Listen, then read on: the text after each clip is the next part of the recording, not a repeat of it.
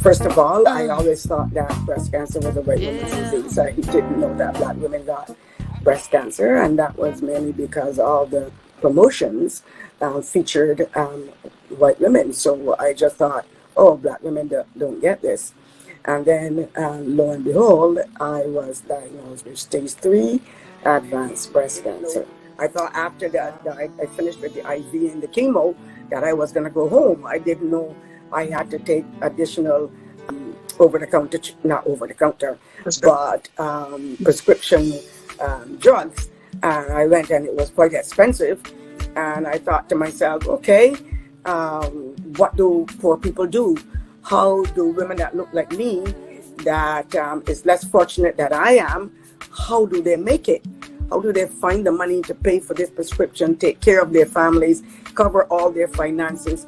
That must be so difficult for them. And then I was at home one morning feeling, terrible after chemotherapy treatment. Couldn't get off the bed. It was terrible. And I thought to myself, okay, I don't want any other woman that looks like me to have to go through this alone. So when I get better, I'm going to do something about this. That started the journey of me and the Olive Branch of Hope.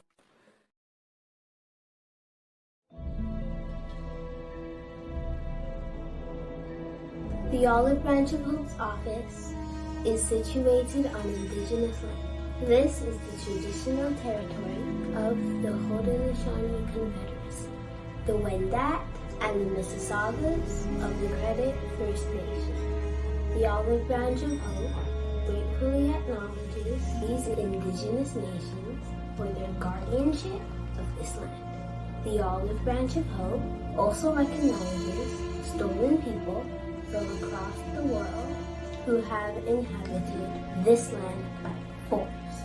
Slavery prior to and including the transatlantic slave trade continuing through modern-day human trafficking have brought Indigenous people from across the globe to care for this land. We acknowledge the truth of our Canadian history and commit ourselves to reconciliation, knowledge, and careful intention. I invite you to take a moment of silence. Feel free to use this moment for prayer, memory of a loved one, or to set an intention for your engagement on this space.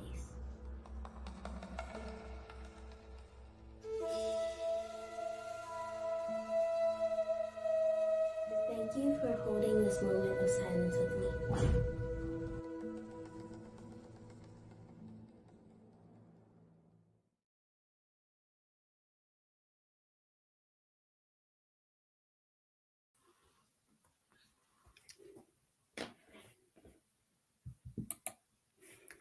Hey, sister. Thank you for joining us in our conversation today as we continue with our 30 Days of Her Story campaign in support of the Olive Branch of Hope. Now, before we begin, I just want to share with you that we are here to let you and everyone know about the amazing work done by this organization. The Olive Branch of Hope, as we normally would refer to it as TOBOH, was started over 20 years ago, and it has been holding a sacred space for women of African ancestry as they journey through cancer treatment and thrive through life afterwards. Our founder, visionary and stalwart leader, Ms. Leela Springer, is joined by her board and volunteers in saying thank you to you for watching.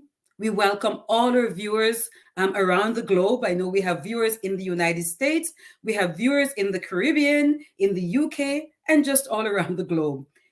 Please quickly take this moment to share this link with everyone that you know so that we can jump right into this conversation. Today is actually our 16th day of our Her Story campaign, and it's a pleasure to have you here with us. Now, my name is Donnaree Tucker, as you've seen it there on the screen, and I am the chair of the board of directors for the Olive Branch of Hope, a position that I do not take lightly, and it's one that I've been holding for about 5 years now. The Olive Branch of Hope is doing such an amazing work in the community where we're helping our women who have been diagnosed and are thriving with breast cancer. We do this through various workshops that we have yearly. We do this through our different campaigns that we run throughout the year. We have our walkathon, and we have a very exciting event that will be coming up on April the 2nd. This event is called Sowing the Seeds of Hope.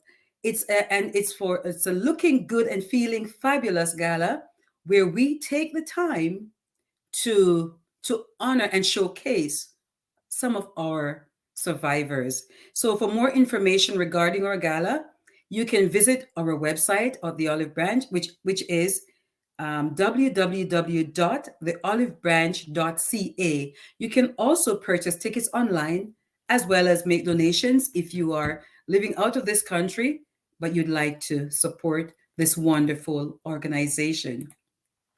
It gives me great pleasure today to be having a chat with none other than Cherisse Francis. Cherisse Francis is an attorney. She's an educator as well as a doctoral candidate, one of our very own sisters. So, Cherisse, welcome to our chat. Hi, good night, everyone. I'm so happy to be here. It's an absolute pleasure. Looking forward to this. Thank you so much for having me and interviewing me. Oh, you are very welcome. It is our pleasure, and I'm sure everyone will be able to walk away with something significant from what you will be providing to us as we go through a number of questions here, Cherisse. Sure. I hope you are as excited as I am. Yes, very, very excited for this. I was so happy to be asked, and I looked at the questions, and I'm really, really. I was thinking about them today, and I said to myself, this is going to be some tough reflection, deep reflection, but I think it's going to be really great.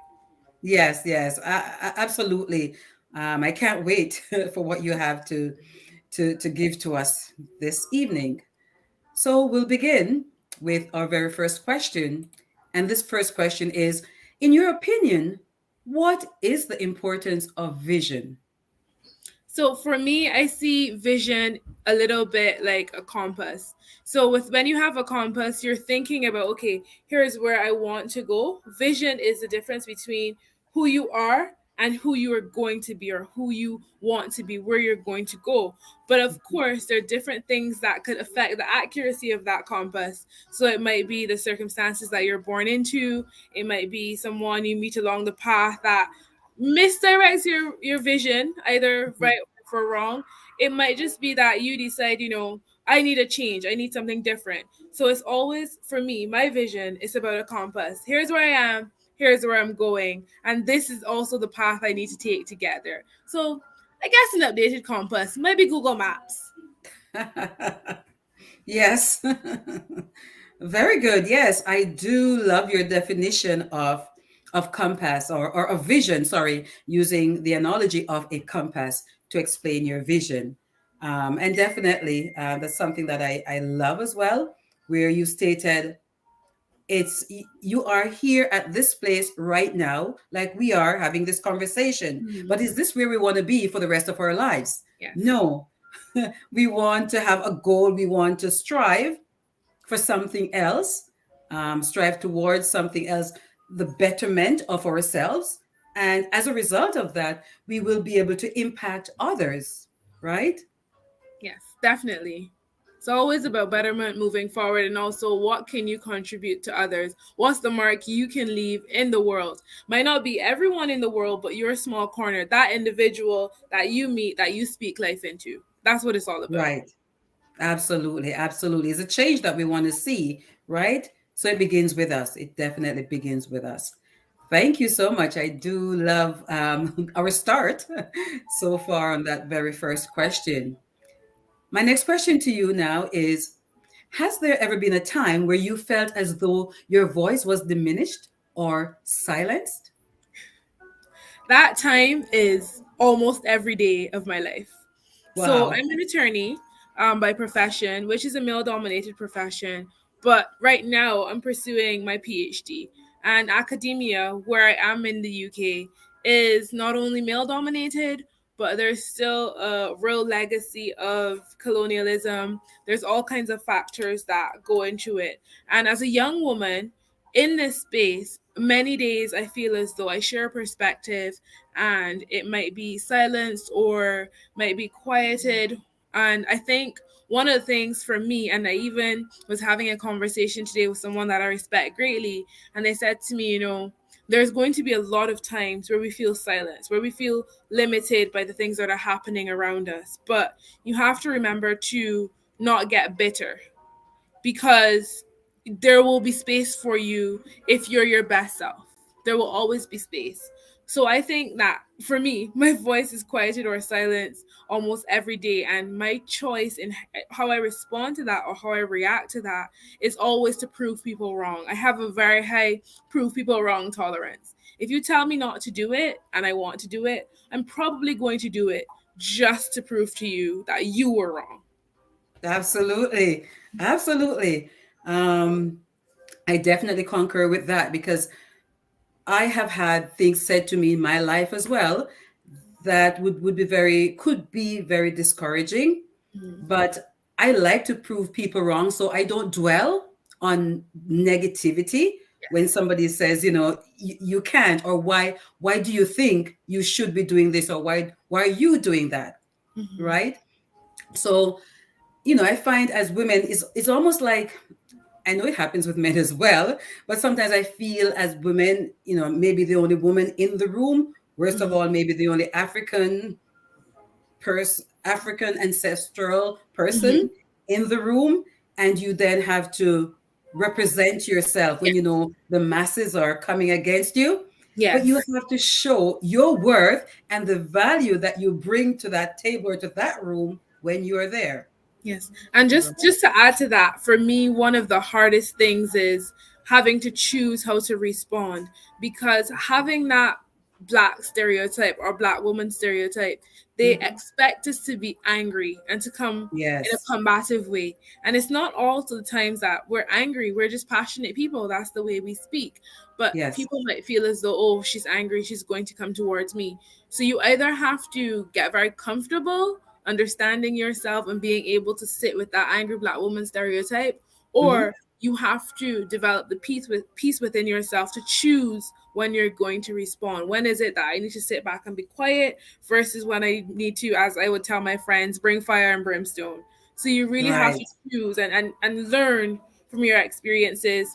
Is it worth having this battle at this time? How do I respond? Mm. Being Yes. cognizant of the fact that who you are, your blackness, your identity as a woman will impact already what they think of you, and you might be the shift for how they think about black women, depend for Mhm. positive or negative, depending on what you do with that position. Yes, absolutely. Absolutely. You definitely want to create that change to show that you can respond in a positive way, not based on the stereotypical notion that's out there, but to definitely show who you are and how you're different, Hmm. right? And how you're different. So I definitely want to thank you for actually also representing us, being a doctoral student, a PhD student. That's wonderful, and we all are wishing you all the very best in that endeavor. Thank you so Who much. knows? Almost done.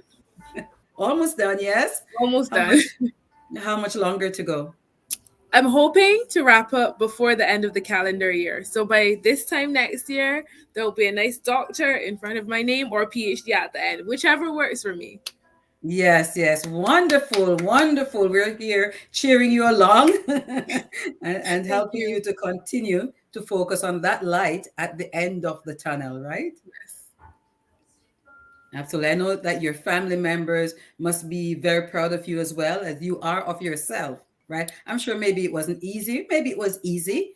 Um, It definitely wasn't easy. So, like I said, I'm a lawyer by profession. My parents are both teachers. So, from that perspective, they also always saw the value in education.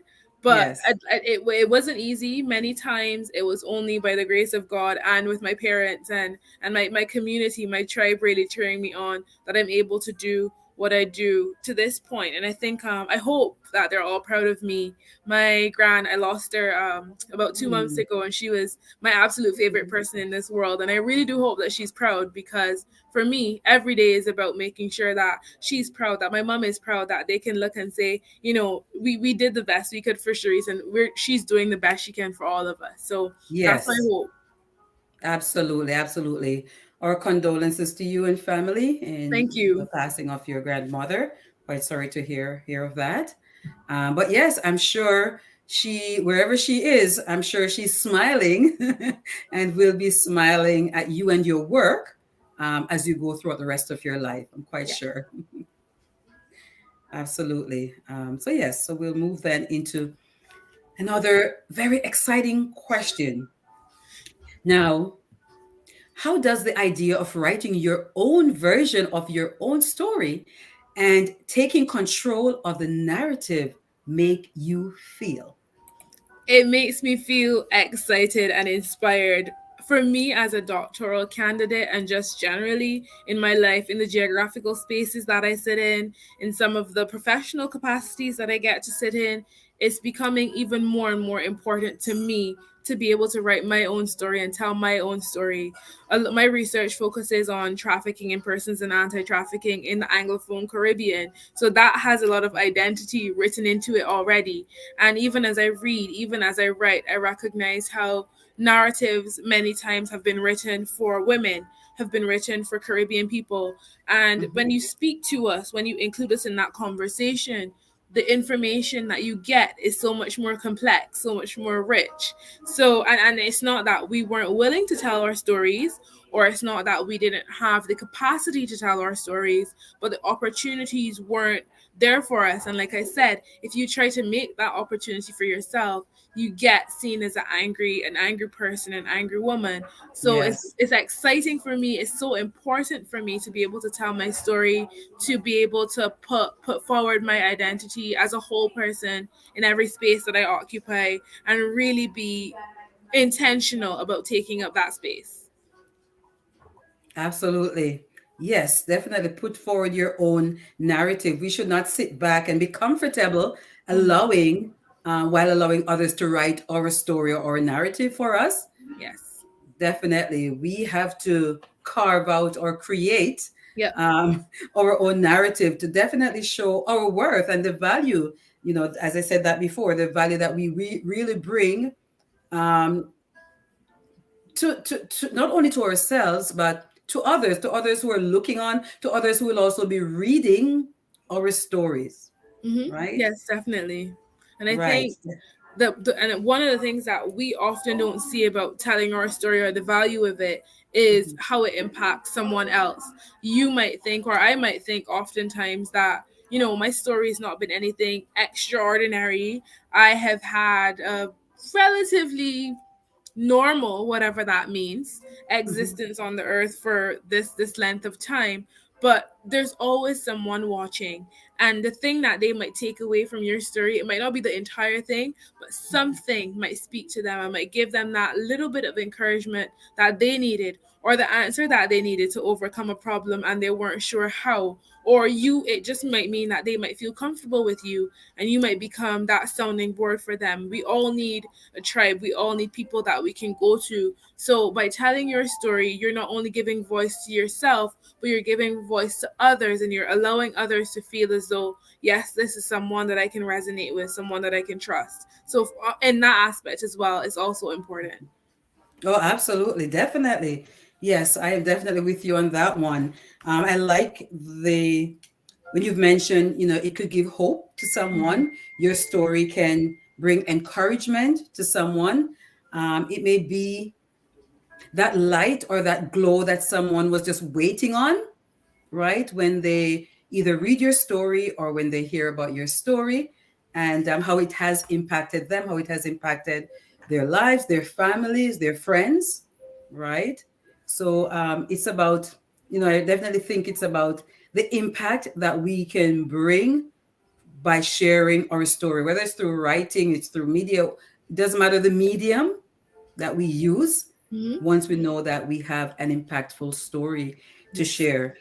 Now, I recall you mentioning, if you'd like to just expand a little bit on the trafficking thing that you've mentioned, Yes. that you, So in my other life, when I was an attorney, I was working in Belize with the court there, and that was focusing on human trafficking in Belize. And in that perspective, I was sitting in the court, we were going through court cases, we were doing research on various things, and I recognized, there's some gaps here that haven't been answered, some things that nobody has thought about. And a big part of that was culture, a big part of that was language, a big part of that was Mhm. gender. And there was no research on it in the Caribbean. There was no place that I could go and find answers to the questions that I had or the gaps that I saw as I sat in the court every day. So I decided that if nobody had answered those questions, I was going to answer them. And that led me Right. to doing my PhD. So my research focuses on anti-trafficking campaigns and efforts in the English-speaking Caribbean and what really feeds into that. So I talk a lot about history. I talk about how transatlantic slavery has affected the identity of Caribbean people. I talk about gender. I talk about our beliefs as it relates to what I call working sex, so prostitution and sex work, and what that means for the Caribbean. I talk about the way that religion has affected anti-trafficking efforts in the region, because we have many organizations that are not anti-trafficking organizations but are religious based in some way and do humanitarian aid or humanitarian efforts for anti-trafficking.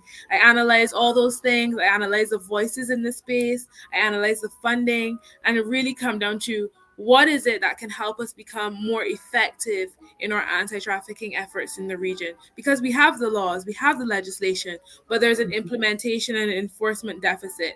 And I think a lot of that has to do with the history and culture and the efforts out there not reflecting who we are as a people. So that's been the last 3 years of my life. Wow. Oh my gosh. It is so interesting. Oh my goodness. I think We're so. so proud of you. We're really so proud of you, for this undertaking. Definitely, you are the problem solver. You've realized that there was a problem, and then you've decided that you're going to work on finding relevant solutions to this problem, or to Yes. these problems, because you've mentioned quite a few of them. I was trying to take note of them while you were going through them. You've mentioned quite a few, going back all the way to talking about the transatlantic slavery trade, um, everything else, sex, religion, and how you have been analyzing voices and the funding. And the good thing that you've mentioned is that, yes, the laws and legislation, they do exist. However, they may just be sitting there in a silo, just sitting there, not being enacted to benefit groups who need to benefit from those, right? Yes, definitely. So that's the thing. A lot of the voices, so sorry for the noise in the background if you can hear it. I hope you can still hear me. A lot of the I'm voices hearing that you. should be speaking into the space haven't been given the opportunity to speak into the space. So, for example, persons who were trafficked persons that are no longer trafficked persons, they haven't been included in the dialogue. And what I've found is that a lot of the discourse follows the money. So wherever the money comes from, that's the narrative we hear. And a lot of the rhetoric, or a lot of the efforts that were used to combat transatlantic slavery, are now being transposed onto trafficking and modern day slavery, even though Right. they're very much not the same. And that in Yes. itself causes a great difficulty. Yes, absolutely, absolutely. So that's why I'm so excited that you've decided definitely to undertake, something. I would say it's a heavy thing to undertake, but I'm sure your findings were not only alarming, but then you were able to maybe come up with recommendations, right? Recommendations, suggestions as to how to um, to alleviate some of these things. While you were speaking, actually, it took me right back to when our president and CEO, one of our co-founders of the Olive Branch of Hope, when she speaks about the reasoning behind her starting this organization, the Olive Branch of Hope. And you may have heard it when she started off earlier on the conversation by the video that we were listening to, where she had mentioned when she was diagnosed with breast cancer. And she was searching for resources to tap into. And she wasn't able to find resources that catered towards us, towards women of color, towards women of African ancestry. And as a result of that, she decided that, oh my goodness, no woman should have to go through this journey alone, right? No woman should have to, because yes, there are many other big organizations around that focus on breast cancer. But, when she had tried to tap into some of those resources, she was told that she needed to find her own. Right? Yeah, I definitely think that that's the case where there's a lot of lumping together. There's not a lot of individualization. And I think a lot of the difficulties, a lot of the uniqueness that we face as Black people, but also for my research as Anglophone Caribbean people, they're so nuanced. There's so much that is complex about us and the way that we move through the world, the way that we speak, the way that we've related to each other, the way that culture and nationality and forms a big part of our identity. That if you don't include our voices, if you don't listen to what we say we need, then you miss those things. And anything that you put out there, anything that is supposed to service the community without including the community, it isn't helpful then at all, because there's different needs in that area.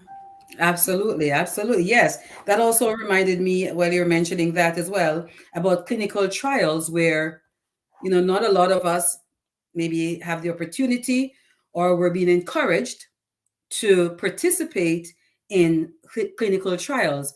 And if you're trying to, find a cure for something, or find medication or what have you, for something that affects a certain ethnicity, maybe, then you need to do tests on those folks. They need to be encouraged, or we need to be encouraged to participate in clinical trials, so that when studies are being done, that we are also being included in those studies. So definitely, I see there Asante stating, great work, Cherisse. Yes, of course. And I really think that's universal. Just as you were talking, I was reminded of a conversation I was having maybe 6 months ago, as I was in the colleague, and I was talking to a doctor who'd come over from the Caribbean, Black woman, come over from the Caribbean to work for the NHS in the UK. And I was talking to her about, Black people generally, but specifically Black women getting resources and access. And one of the friends I was sitting with is a PCOS and endometriosis specialist and advocate. And we were talking about the difficulty in Black women getting access to those care, because it's difficult to even track those kinds of illnesses or diseases in Black women, and even what you look for or how you look for it is different. Right. And oftentimes we aren't taught or allowed to listen to our bodies. So if you can get an appointment, which you might be waiting 18, 24 months, if you can get an appointment, the doctors still aren't able to deal with you. And the doctor was saying to me, where I live, she was saying to me, I might have to travel 3 hours to be able to see a doctor that understands our bodies and will let me say, this is what I think my body is saying, and therefore you should be listening. So there's that kind of deficit, and it's really unfortunate that we aren't considered at the same level for our uniqueness, because we've always been different, and different isn't bad. Different is just different, but you have to allow space for that. Exactly. And that's definitely what's missing. And it seems to be a universal problem as well. So it happens in the UK, it happens in Canada, in the US, all over the globe. It just seems to be a universal problem, especially when it comes on to healthcare, for example. We always have to focus on, and not even only healthcare, but even education, a field that you are quite familiar with as well, where, who is teaching us, or who's in charge of our care, who's providing that care for us? Do they understand us as a people? Do they understand our culture? things that make us tick, or things that, that may be lacking, that we don't have access to. How much do they understand us, right? You're going to see the doctor who maybe is not quite familiar with your skin type, with things that affect you.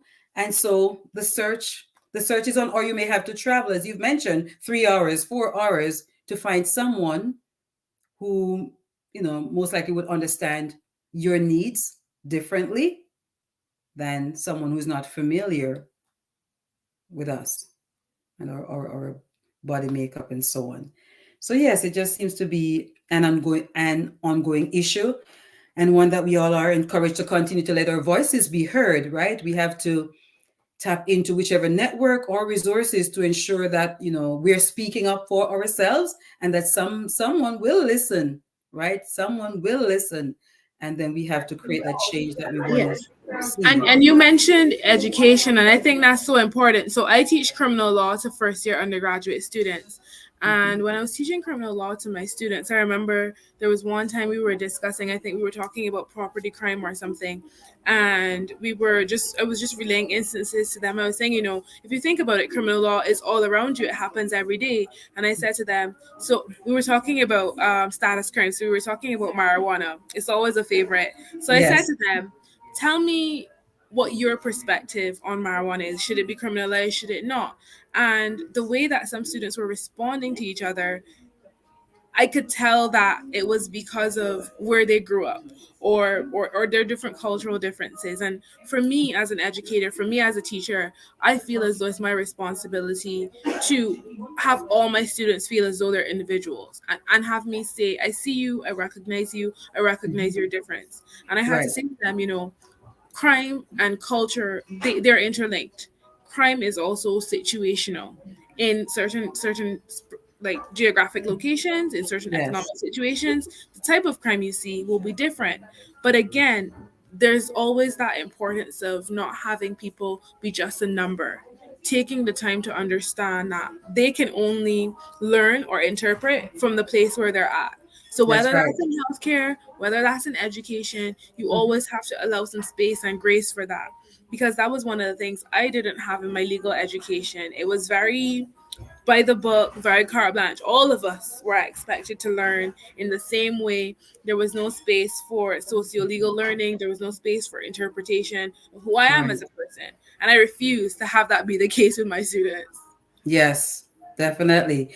And as you've said earlier on as well, that we definitely have to write our story. We have to know what we want to learn about, and what we want our generations to come, what we want them to know, what we want them to learn about, rather than having somebody else write our story. I'll share a quick example.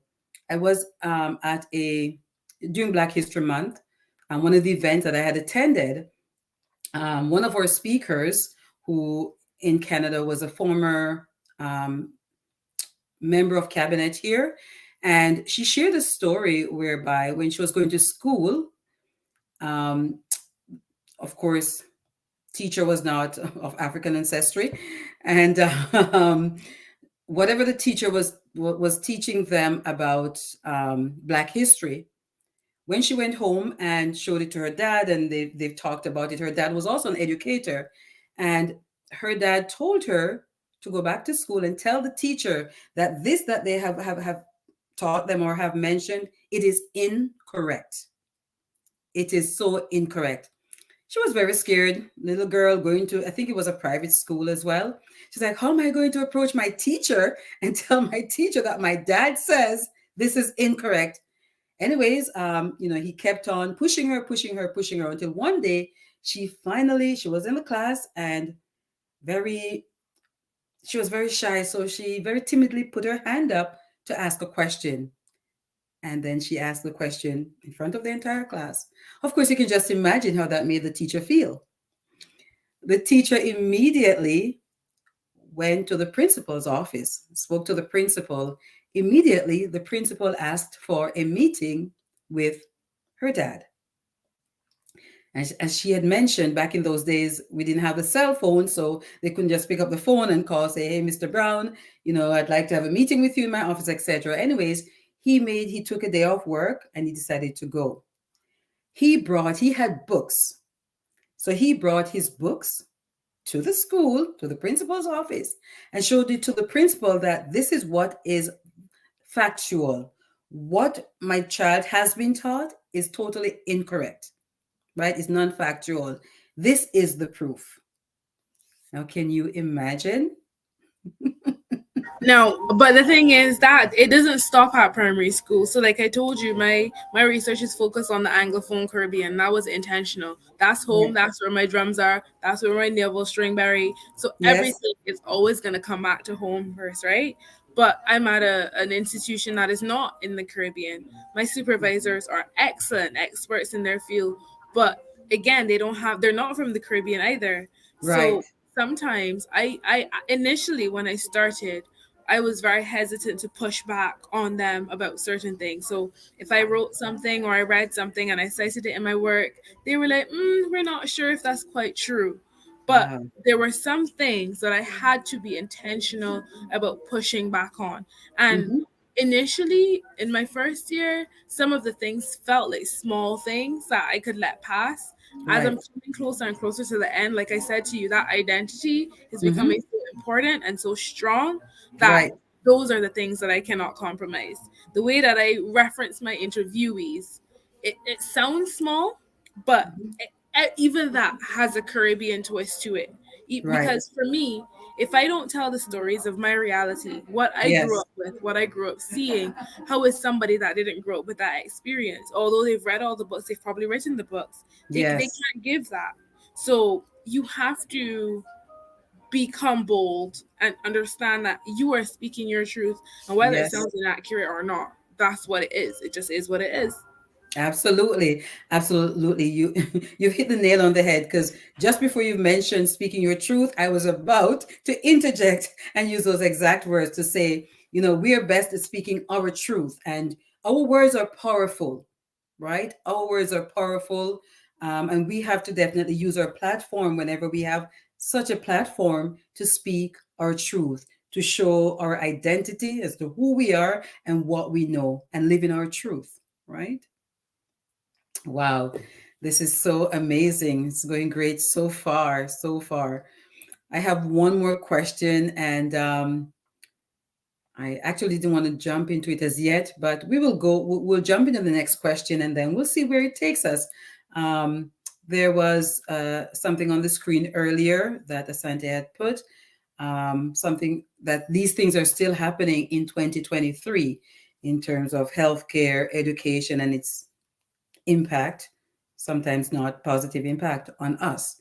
But, we're seeing where our younger generation, even more so now, they have really started to change the narrative even more so than our parents did or our foreparents did, right?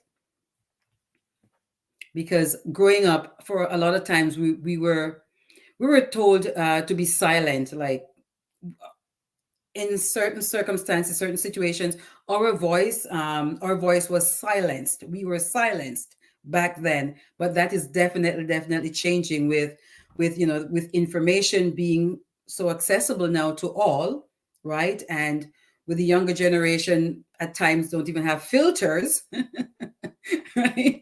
They just speak what comes to their mind. But it's good. It's good that they're able to challenge. But I think it's definitely important, and I think it's good. So one of the things that we will say in the Caribbean is hungry mouths don't get feed, right? Like That's silent right. mouths, they don't get feed, right? Yep.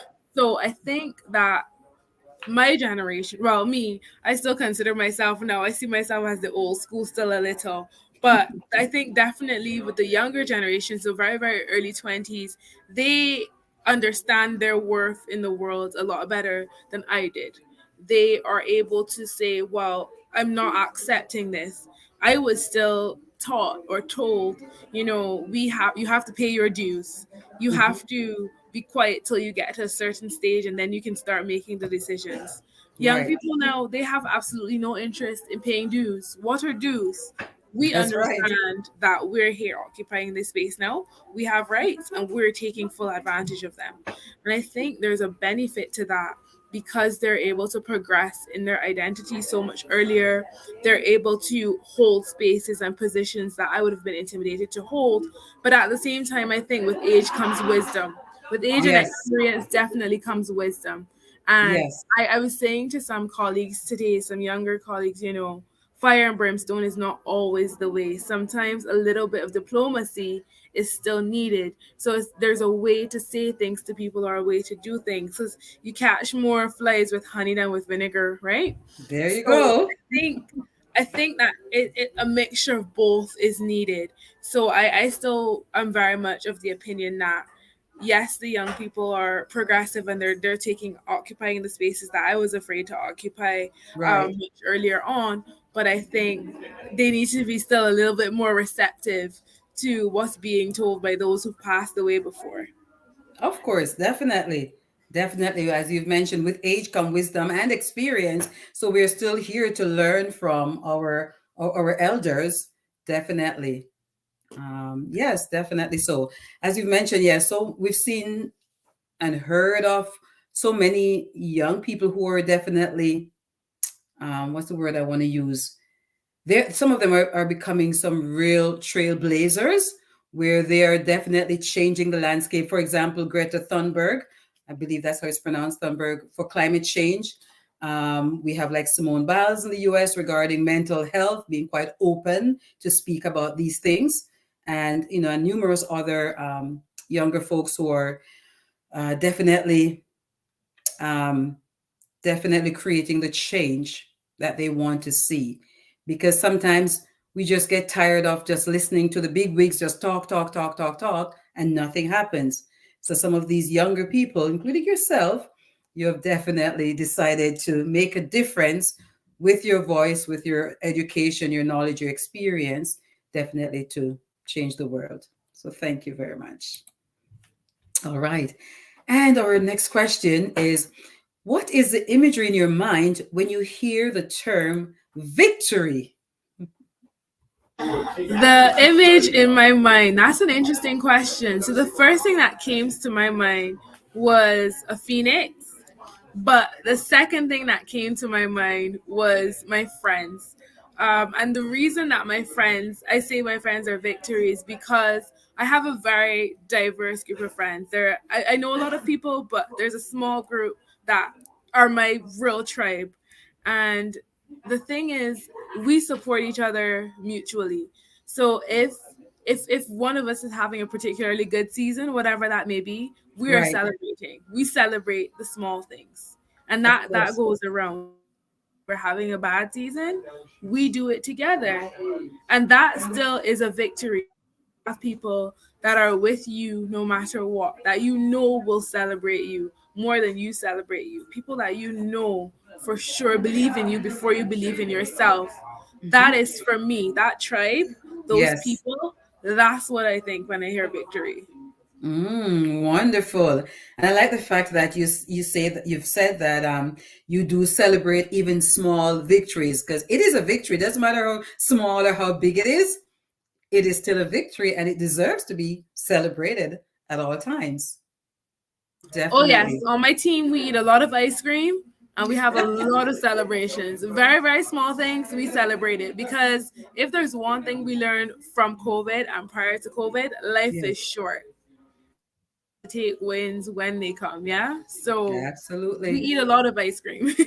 Oh my goodness, be careful with all that ice cream eating because it may not be too healthy for you to eat a lot of ice cream. We balance it with vegetables. We get by. Okay, I'm sure you do. I'm sure you do. Yes, victory definitely is a strong word there. And I was speaking with one of the ladies from the Her Story as well, when we talked about victory. And sometimes, you know, I think we as Caribbean people or Black people, there's this common saying that most of us are familiar with, which says, no pain, no gain, right? But she was saying, and I liked her perspective on it. There doesn't always have to be pain for there to be gain, right? So not all victory that we achieve or that we have or get, not all of them have to come through pain. It could just be just Yes. something that you did that you feel very good about, and there was Yep. no pain or harm in you doing it, but it gave you a good feeling, and you felt as if you've achieved something great. Doesn't matter even if it's small, but you've taken the time to invest in yourself, and as a result you achieved a level of success which you could say it was your victory, and there was no pain in it. That's definitely something that I'm having to unlearn just now myself. I think there's a lot that you're right. It comes from that Caribbean culture. It comes from that thing of Black people. We feel as though we always have to be working extra. I am Right. now in firmly in the camp of soft life. I believe that everything does not have to be pain and struggle. And I think that we feel as though if we didn't work hard for it, it steals some of the joy, it steals some of the accomplishment. But Yeah. I'm learning to recognize, sometimes you are reaping from the seeds that you planted months ago, years ago. And Hmm. that's why it doesn't feel hard, because your investment might not have Right. been steep, but it might have been long. It's that Yes. consistency that you've put into it that's allowing you to now have that benefit and that win. So I take the wins. If it feels easy, I'm taking it just as much as if I struggled. Right, exactly. And that's what we all should be encouraged to do. Don't always just look at the negative aspect to say, wow, I had to work so hard, I had to stay up so late, so many nights, and so on and so forth. No, you didn't always have to go through painful situations or scenarios to definitely achieve that victory. As you've mentioned, certain things like, and I like this, again, relating it to the seeds that you've sown. It's things that you may have done years ago that have now come to fruition, or things that your parents or somebody else may have invested in you. They've seen something in you years ago, that little seed, and so they kept on nurturing that seed, giving it water every day, giving it some nourishment every day, and then to sit back and see that seed flourish, right? That seed comes to fruition. To me, it also takes into consideration tenacity, it takes perseverance, it takes a stick to itiveness, right? Stick to itiveness. Also, it takes courage, it takes hope. And with one of the words that you mentioned earlier on as well, intention. We got to be intentional that you're doing these, you're taking baby steps in some cases. Again, it could be like your compass, right? This is where you are today, but this is not the end all. What is it? By all and end all, something like that. Be all, end all, something like that. You definitely are looking ahead, and you're taking little steps, little action plans you're putting into place to ensure that you get to that victory, sorry, you get to that bigger goal at the end, the bigger picture that you've been working towards achieving. But at the same time, each step, each milestone that you've reached, it's time to celebrate that victory, every milestone. Yes, definitely. You have to celebrate, I think, at every step, because the next step, the next victory might Hmm. be a long struggle. And if you miss this win now, you don't Right. know when you're gonna see the next one. And I think I spent a lot of time a couple of years ago, when you're very ambitious, especially if you're from the Caribbean or if you have African descent and you have those parents where it's always what's the next thing. You come home, you have a report that's 85%. They're gonna look at you and say, "Where's the rest?" That kind of, or even if you go to school and Right. a teacher says to you, "Okay, you did okay today, but where's the rest? What's the rest?" And I think Yes. we ingrain in our children. So I was lucky. My parents didn't do that with me, but I did it with myself because I felt like it always needed to be perfection. So I was my hardest critic. But Mm. that gets ingrained into us, and then we start to lose the joy of being and celebrating small moments. And I think in my early 20s, my friends would say to me a lot, I'm doing these great things and I'm in all these spaces, but they're like, and I'd just be like, yeah, so like I was always just looking for the next high. But now I'm learning much more to sit with the moments and enjoy the moments, and Yes. have gratitude in the moments and for the spaces that I am in, for the opportunities that I've had, and just be grateful for those things when they're happening, but also be present so that I can remember them, because it's the things that I take for granted, someone else is just now aspiring to. So I think that's been really important for me, recognizing that journey. Yes, absolutely. And one to be celebrated every step of the way that we go on that journey. We definitely need to celebrate because, as you've said before, life is too short and we don't know what tomorrow or the next moment can bring, right? So that's why we're encouraged to continue to celebrate each leg of the journey as we go along. As we go along, my mind just keep racing. There are things I have in my mind to ask, and then I at some point tend to forget my train of thought. So tell me, so with your busy life and focus on school and so on, um, are there any community involvements that you're a part of? Yes, so sorry for the noise. And part of that noise is because of that community involvement. I'm currently in London for a 2-week Commonwealth Youth Leaders Summit. So, Ah, Commonwealth brought together about 60 of its youth leaders from across the Commonwealth to discuss strategy, how we can work with each other, how we can build actual connections, actual networks to have tangible impact. So this is the year of youth. Commonwealth is right. designated, and they've given us that opportunity. So that's been the last 2 weeks. So, and in that last 2 weeks, so we've met with the King, we've met with a bunch of the high commissioners. We're What? here having a really great time, enjoying Commonwealth Week. So I do that. I'm also involved with Seed Barbados, Small Enterprises for Entrepreneurship and Education Development. So it's an NGO in Barbados that works with young people in the diaspora and in Barbados to help to develop their soft skills, professional skills, young people that are just coming out of school. Or our founder recognized that there was a gap between what it was that young people were getting from the formal school experience and what it was that the employment world needed.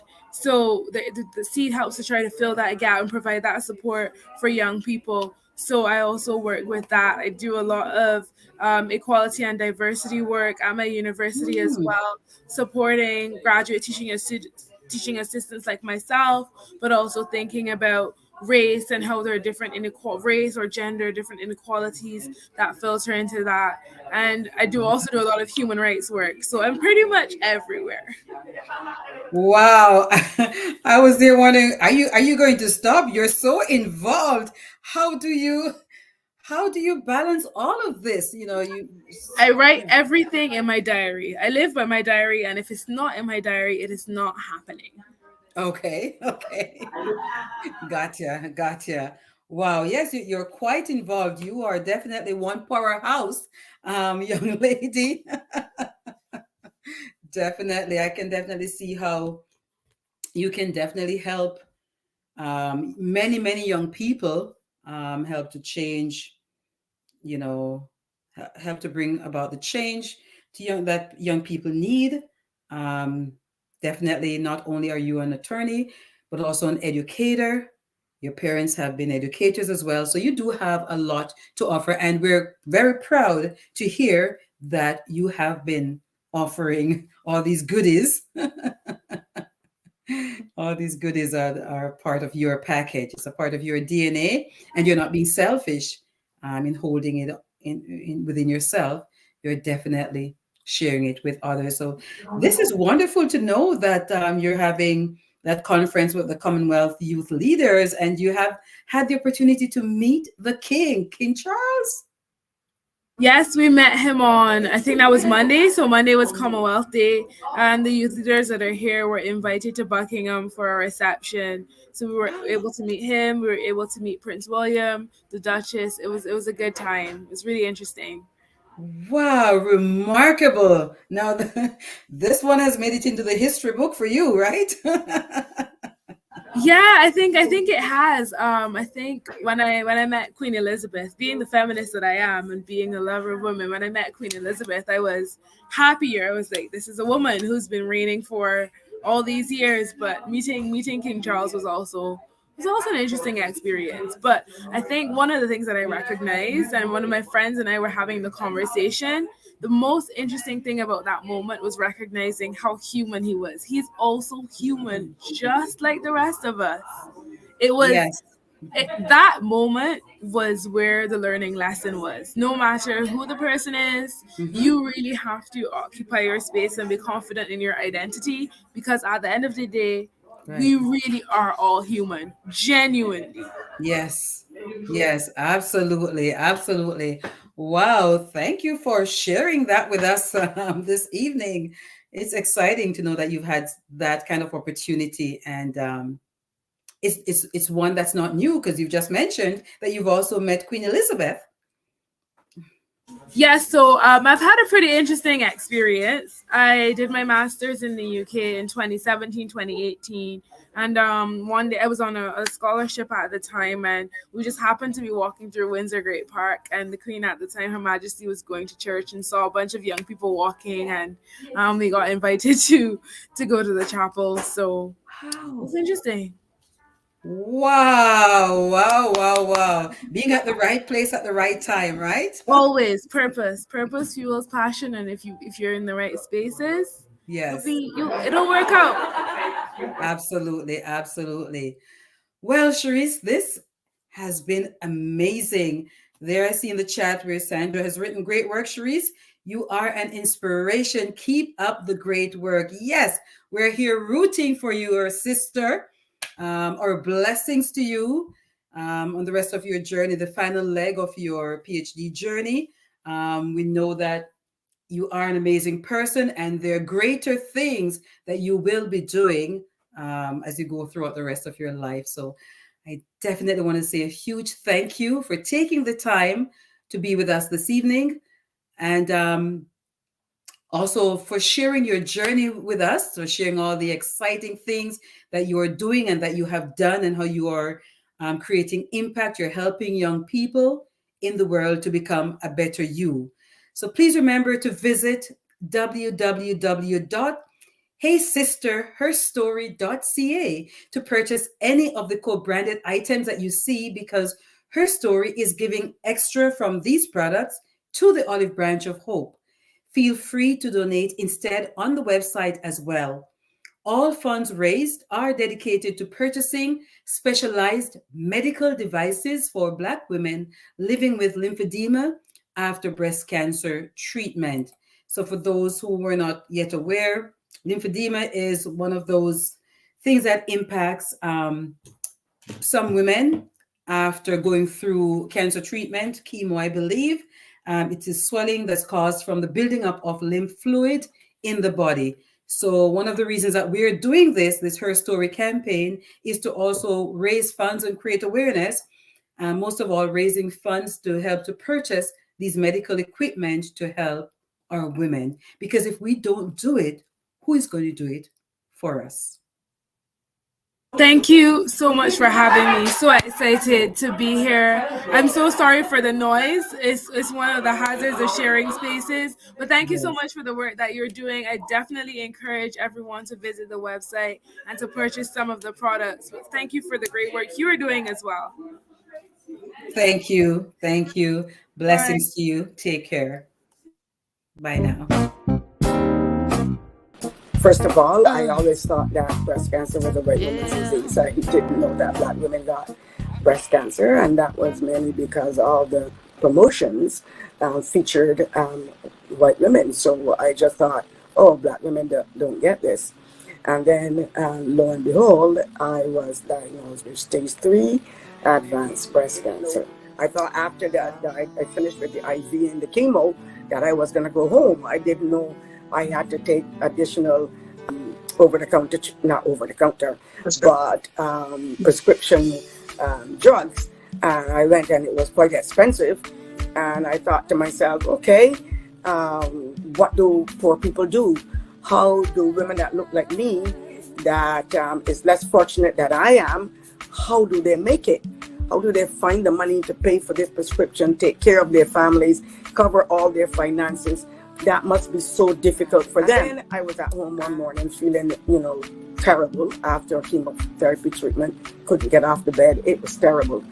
And I thought to myself, okay, I don't want any other woman that looks like me to have to go through this alone. So when I get better, I'm going to do something about this.